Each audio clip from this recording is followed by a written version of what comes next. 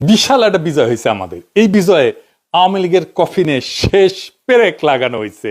এইটা সাহেব একটা পেরেক লেগে দেন কফিনে, একই সাথে মোদিরে পাইরে ফেলার ব্যবস্থা করা হয়েছে। 2024-এর 5ই আগস্ট থেকে আজ পর্যন্ত আমরা গুমের পেছনে জড়িতদের বিচারের দাবিতে এক ভয়ঙ্কর শক্তির বিরুদ্ধে লড়াই করছি। সেই লড়াইয়ে বিজয় আসছে, প্রাথমিক বিজয়।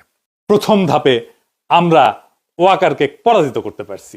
আন্তর্জাতিক অপরাধ ট্রাইব্যুনাল এক ঐতিহাসিক পাহাড় সম কঠিন কাজ করছে।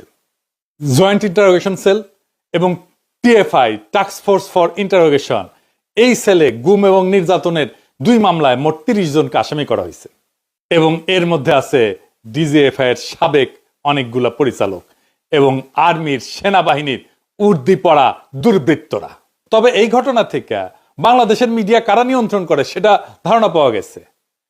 আমার দেশ এবং কয়েকটা সামান্য গণমাধ্যম ছাড়া কেউই সাবেক ডিজিএফআই এর কর্মকর্তাদের বিরুদ্ধে গ্রেপ্তারি পরোয়ানার খবরটাতে ডিজিএফআই শব্দটা পর্যন্ত ব্যবহার করেনি।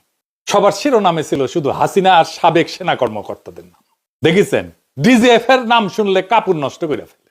এই জেনারেল ওয়াকার গুম খুনে জড়িতদের রক্ষায় আগামী নির্বাচনে সহায়তার আশ্বাস দেয়া বিভিন্ন রাজনৈতিক দল এবং ব্যক্তিদের নানা প্রস্তাব দিয়ে আসতেছিলেন। এমনকি কিছু মানুষকে সামরিক এলাকায় পিএনজি করেছে। পিএনজি মানে জানেন তো, পার্সোনা নন গ্রাটা, মানে এদের সেনানিবাসে ঢুকতে দেওয়া হবে।